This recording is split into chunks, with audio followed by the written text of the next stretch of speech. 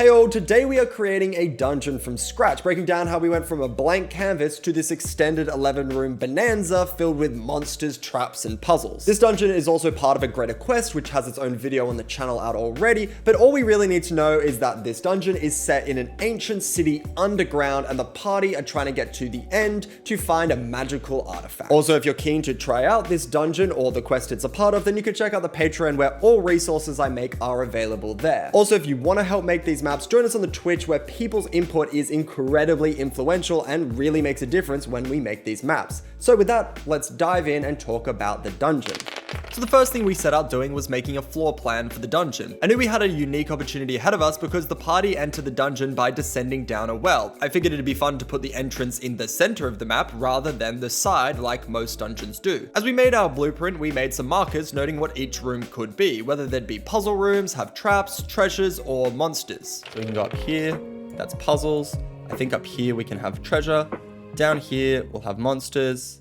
Down here, puzzle. And then down here, big monster room. When it came to dungeon stylization, we landed on castle-like and noted what a few of the rooms would be. Why do we want to make them like specific rooms? One, I think it'll make the castle feel more alive. I think it'll give us a lot of specific motivation when we're making each of the rooms, so they're not sort of just like generic dungeon type looking things, that they do feel more like fleshed out specific castle rooms. After much discussion of this, we set to work actually making the infrastructure for half the city, discussing what monsters, traps, and treasures this place would house. For some visual diversity, we decided to have the hallways be all cobblestone, but have each room home to its own unique flooring. This avoids the dungeon from feeling like one amorphous blob, but rather makes each room look and feel distinctively different when you're actually playing. As always, when we make these architectural choices, we weave them into the personality of the location. This simple decision about the floors set the eccentric sensibilities of the ancient city, affecting choices for traps and monsters we made in the future. One choice we made was to have lots of passages with dead ends, mostly blocked off by collapsed ceilings. I think having all these like dead hallways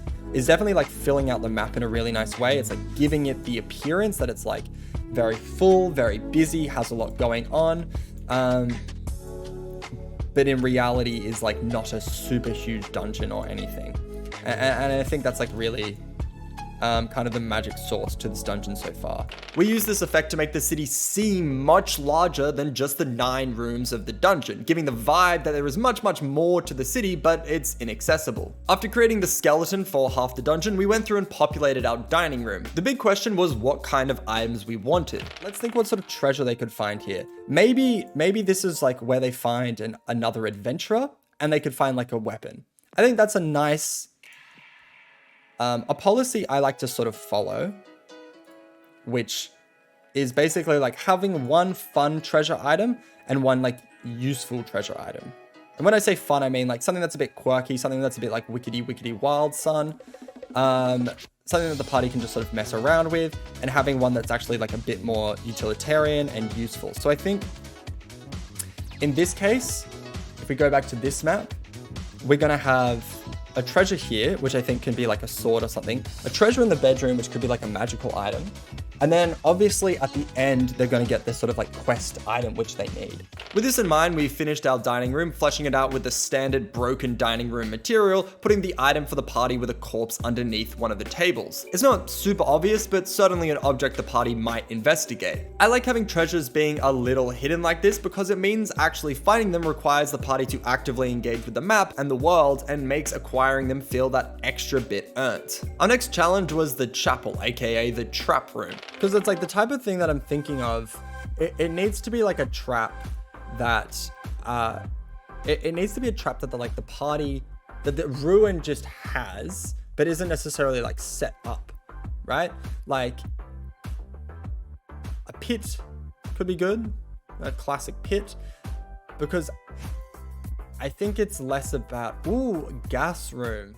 We decided on a bit of a classic combo. Firstly, the room would be filled with poisonous gas, which requires the party to make a constitution save every 10 seconds they are in the room. We later decided that this gas could be coming from an invisible gas monster that the party is actually able to kill. To complement this hazard, we decided to put a hole where the altar is. While the hole shouldn't be the hardest thing to escape from, it might take some time to get out. Combined with the gas, this makes a time pressure element, making for a mildly stressful, if if not low consequence hazard. This gas would be contained by the chapel doors, but would be faintly apparent in the rest of the dungeon, so short and long resting comes with constitution saves as well, adding to the difficulty of the dungeon. If the party does want to rest, it would be in the safe room entrance, which we styled as a simple lounge. Next it came to monsters, and being the hero that he is, Clueless sent through a collection of his favorite enemies that he thought would match this dungeon, so we picked from that list. To keep in theme with the architecture, we wanted to pick a wild collection of enemies that just jumped out to us as really cool and vaguely fit the energy of the dungeon.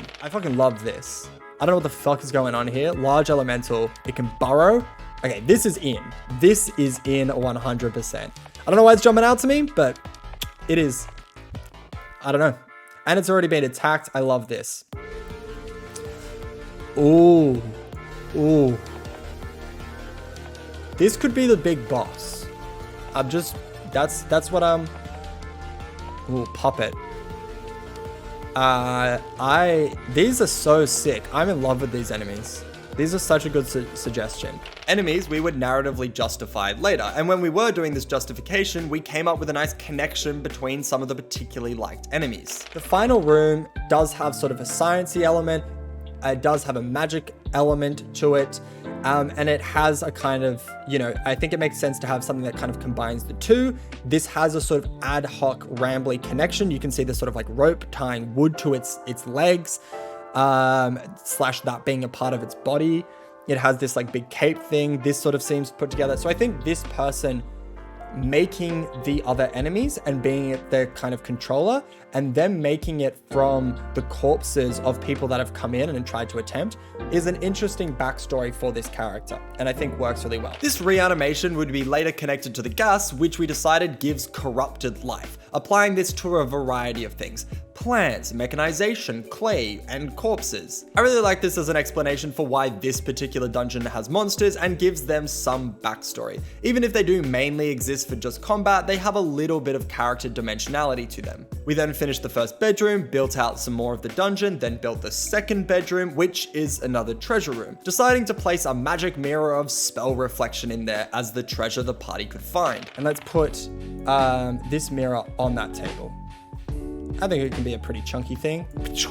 An item that lets the user reflect a spell as a reaction once per day. A really cool item in my opinion. While we filled out the dungeon, we discussed what the puzzle in the next room could be. Butt suggested that the next room could be a garden, and we had some serious back and forth about a possible plant puzzle for this room. What we ended up with was much more dynamic than I had anticipated. The puzzle itself isn't too complicated. In the middle of the vines blocking the party's way is a dryad, a tree nymph thing. They gained life through the corrupting gas that flows through the dungeon and have since been locked in place here by the enforcer, the big boss of the dungeon. They're basically like handcuffed across the door.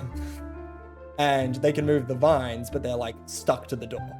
Maybe that could be like an interesting way to do it. They request the party give them one of each of the 6 flowers in the room in alphabetical order. A blue flower first, then a green flower, then an orange flower, and so on.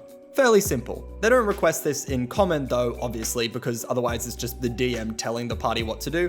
No, they make this request in Sylvan. So if anyone speaks that language, then they will be rewarded by making this puzzle very easy. When making quests, I like throwing in these occasional shortcuts that relate to small and often completely ignored aspects of players' characters, such as languages known or their background. When a player is able to expedite a party through a section like this, it's often super validating for them and makes them feel great, which is what we want. For all the plebs that don't speak Sylvan, the general puzzle ahead will be indicated to them by the dryad gesturing towards the flowers, then themselves. As they are vocally requesting the flowers in a polite and specific manner, they will acid spray the party each time they make a mistake. So it's basically a trial and error puzzle, something they can get through by actually figuring it out, or pass by just brute forcing their way through and copping a lot of acid sprays. But there's another way around this puzzle. The party can also just attack the creature and burn through the vines if they so choose, skipping the puzzle altogether. However, completing the quest amicably leads them to being able to save the dryad, who will reward them with a crystal flower. I really like what this puzzle became because there are a number of different ways to complete it, each of the solutions having varying levels of success and failure, and there is some actual moral decision making here on top of the puzzle itself. With the puzzle down, we went back to fleshing out the dungeon. For the big boss room, we made it extra special by having its walls be a different color. Ooh, very cool. While filling out the place, I also realized that we should have the blocked passages actually extend off the map rather than just ending where they became blocked. This would really give the feeling of an expansive, sprawling ancient city. To facilitate this, I also added a few rooms which were entirely inaccessible to the party, which also helped the map feel that extra bit decorated. With much of the dungeon complete, I was really happy with the progress. Oh, look at us go. Look at us go. 3 rooms left.